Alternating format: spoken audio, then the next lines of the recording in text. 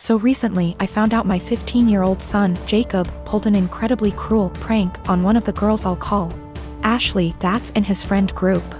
I know this girl, she's been to our house and even attended Jacob's birthday party a month ago.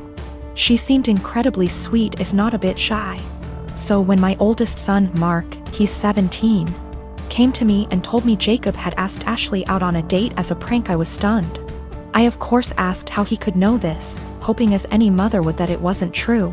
But Mark showed me the family tablet we all use, but mostly my sons do, and it seems Jacob forgot to log out of his chatting app, Discord. I read the long series of messages between Jacob and his friends as they mocked Ashley all through this heartless prank. I was speechless. And that's not even getting into how he was talking, like he was some thug and not a 15-year-old living in a gated community. At first I couldn't figure out what to do or how to proceed. I'll admit that I never once imagined either of my boys would be the type of person to do something like that. But there was no way in hell I was letting this go. So after a day of thought I decided what was going to happen. First things first, he was grounded, for how long I'm not sure. Secondly, I'd gotten Jacob a bike for his birthday, but it hadn't arrived until the day previous and I'd planned to give it to him when my parents came to visit since they'd been unable to make his party. But instead of that I showed him I knew about the prank and told him he was grounded. Then I made him carry the new bike out of my bedroom closet and to the car before driving to Ashley's house, him crying the whole way. I'd called her parents earlier and explained everything, and so once we got there I had him cart it to their front porch and ring the bell. Then in front of me, Ashley, her parents, and God, I had him give a sincere apology and gift her the bike. Even I apologized to her, saying I didn't raise my boy this way and what he did was unforgivable.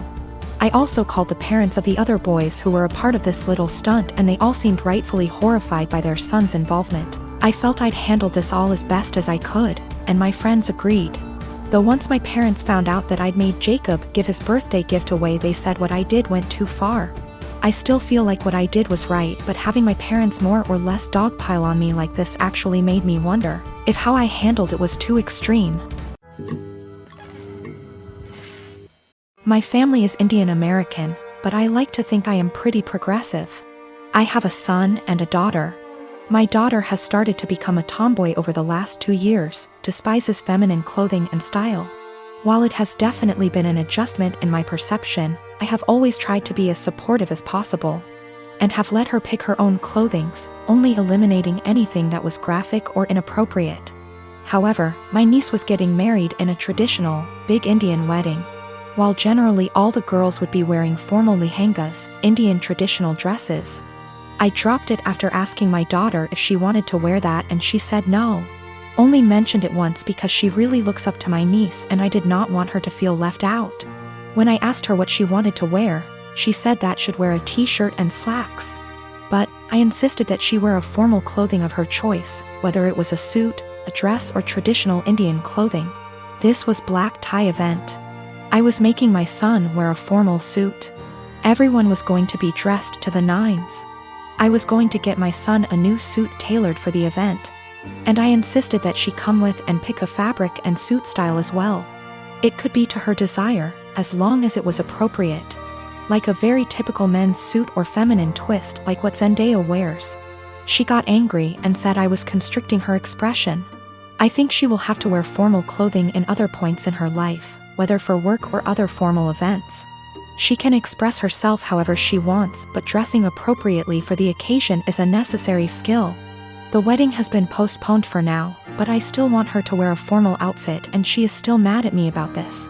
But I want to stress that I don't think my daughter is really the asshole, but she is the sweetest little girl in the world. She is usually very respectful, gets excellent grades and works really hard. I am very proud of her.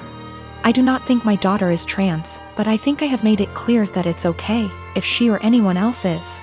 She also generally seems pretty happy with her body.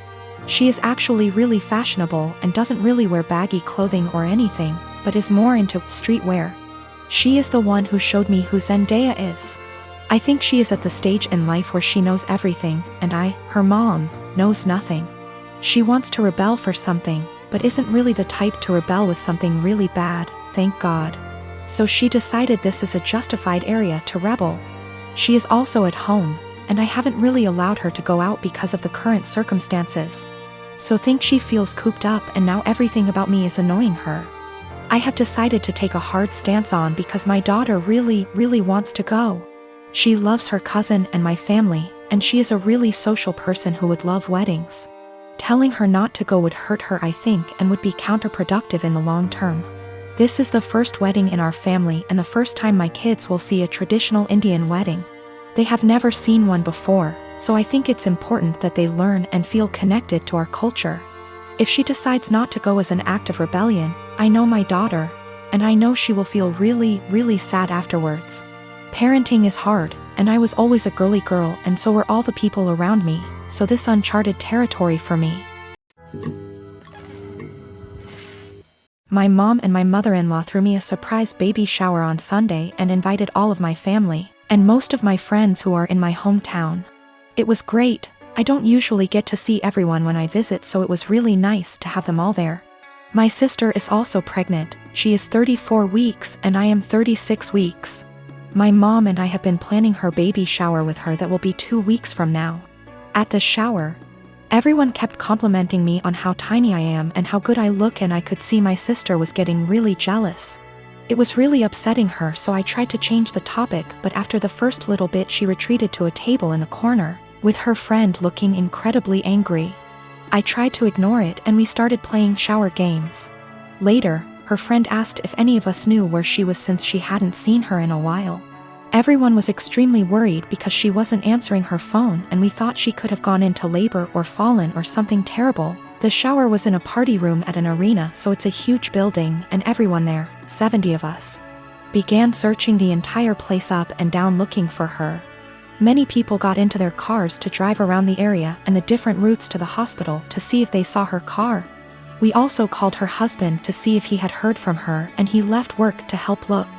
My other sister found her sulking inside a Timmy's. She refused to come back to the shower because she was upset that she wasn't getting any attention and everyone was fawning over me. It took a while for everyone who left to get back, and while we tried to carry on with the shower, the whole mood was soured and it was really awkward. I'm so upset with her now. I suspect once the baby comes I won't go down to my hometown as much, and I won't get to see many of those people as often as I did before. So that was my last chance to get together with everyone before the baby. It's not even the first time she's done something like this. At my wedding she complained to anyone who was willing to listen about how my husband is very touchy-feely with me. And now whenever he touches me in any way in front of her she'll grumble and roll her eyes like she is upset that he is attracted to me, or something. He dropped me off at the shower, and when we were talking to friends he was standing behind me holding my belly, and she said, "That's disgusting," and made a gagging noise. She also won't show up to something unless someone has called her to ask where she is and tell her we're waiting for her. It's a little game that she likes to play. I don't know what her problem is, but I'm so sick of it. She hasn't spoken to me since the incident and won't return my calls or texts, but I think she owes me an apology. If she can't apologize, I don't think I want to continue to plan and pay for her baby shower. Is that fair? My mom and my aunt think I just need to try to move past it because that's just how she is. My husband feels differently and he thinks I should stop doing anything for her because she continuously disrespects us and our marriage. I have 2 kids, Clark and Kent. While they have the same father, only one of them is biologically my child. They were born within 6 months of each other. The boys are currently 6, and for various reasons I have full custody of both of them. I didn't speak to anyone in my family for several years, and we got back in touch in 2019. Due to the boys' ages, my family know I couldn't have carried both, unless I have the gestation period of a hamster or the longest labor ever. I have explained to them how this all came to be, but in my explanation I neglected to tell them which was my biological child. Due to my ex having a type, the other woman looked enough like me that the boys could pass for twins. Same dark hair, blue eyes, pale skin, and both cleft chins and dimples. My brother jokes that they look like tiny supermen. People who know them refer to them as twins because aside from a few minor differences, they're practically identical. Frankly, if they were closer in age and I'd had full custody of both from the time they were born, I suspect I would have mixed them up a lot as babies.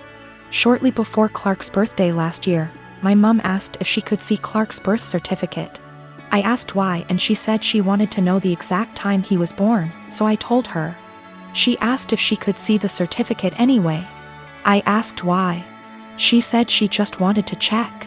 I said I'm his mother, I know when he was born. Then she asked the same thing about Kent, and we went through the same conversation all over again.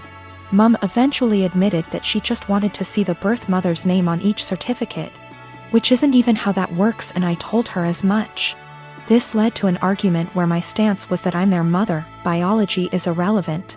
Mom says if biology is irrelevant, then it's not a big deal to tell her which of them is biologically mine.